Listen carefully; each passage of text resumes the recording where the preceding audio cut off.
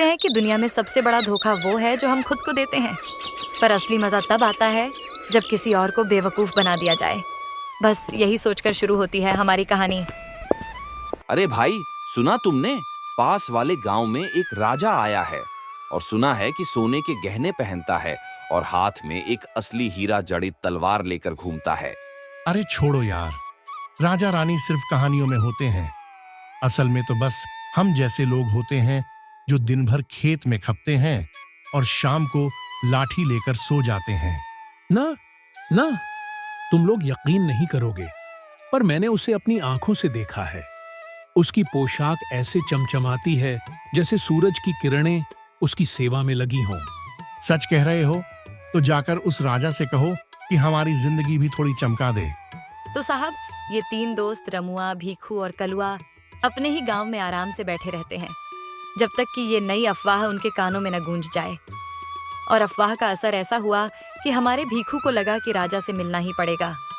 अब ये तीनों तय करते हैं कि राजा के दरबार में जाएंगे और देखेंगे कि ये राजा असली है या नकली। अरे चलो चलो, अब देखेंगे असली राजा कैसा होता है।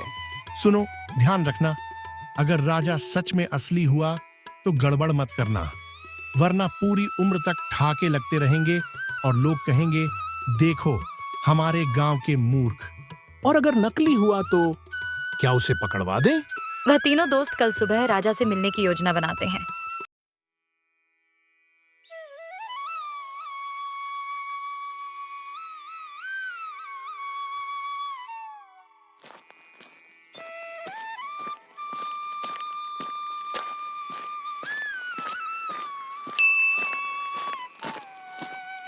अब तीनों दोस्त दरबार में पहुंचते हैं और देखते हैं एक सज्जन व्यक्ति मुंह पर रेशमी पगड़ी और गले में सोने की मोटी माला पहने बड़ी शान से सिंहासन पर बैठा है। अरे भीखू, यही है वो? बड़ा रौब है भाई। हाँ, दिखने में तो बड़ा राजा रजवाड़ा लगता है, पर यह बस बाहरी दिखावा हो सकता है।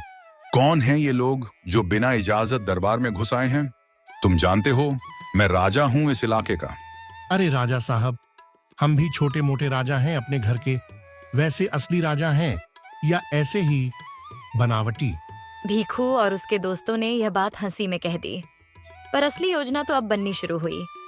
राजा के दिखावे पर शक तो था, पर उसे बेनकाब करने के लिए एक मजेदार तरकीब की जरूरत थी, और वो तरकीब भीखू के तेज दिमाग में तुरंत ही आ गई। राजा साहब, सुना है कि आपके पास एक खास तिलिस्मी हीरा है जो केवल सच्चे राजाओं के पास होता है।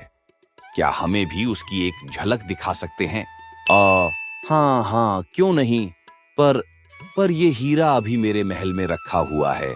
बहुत कीमती है, इसलिए बाहर नहीं लाया जाता।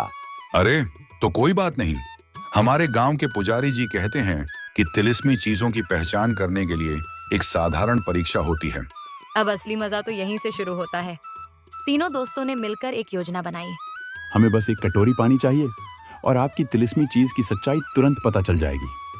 कहते हैं कि असली तिलिस्म पानी में चमक उठता है, जबकि नकली बस फिस हो जाता है। यह कैसी बेतुकी बात है? तुम लोग मेरे दरबार में आकर मेरा मजाक उड़ा रहे हो। अरे राजा साहब, अगर आप सच्चे राजा हैं तो डर किस बात का? हमारी जिज्ञासा मिटा दीजिए। राजा अब फंस चुका था। दरबार में बैठे लोगों की नजरें उस पर टिक गईं। राजा ने कई बहाने बनाने की कोशिश की, पर उसकी झूठी शान धीरे धीरे उतरने लगी। क्यों राजा साहब, दिखाइए ना अपनी तिलिस्मी चीज। अगर नहीं दिखा सकते तो हमें यह समझना पड़ेगा कि आप असली नहीं, नकली राजा हैं। अंत में राजा को सच कबूलना पड़ा। उसने सिर झुकाकर बताया कि वह एक धोखेबाज है जो राजा का भेष बनाकर लोगों से पैसे ऐंठता था। भीखू, रमुआ और कलुआ की योजना कामयाब रही और पूरे गांव ने ठाके लगाते हुए उस नकली राजा को बेनकाब कर दिया।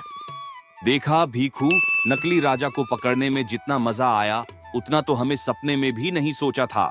हाँ यार, असली या नकली से क्या फर्क पड़ता है जब तक हम सब साथ में मिलकर हंसते हैं। यही तो असली रत्न है। तो साहब, नकली राजा का असली नाटक खत्म हुआ और तीनों दोस्तों ने हमें सिखा दिया कि मिलजुल कर हंसने में ही असली मजा है। और गांव वाले यह किस्सा हमेशा याद रखते हैं, एक ऐसी कहानी के रूप में जो कभी न भुलाई जाए।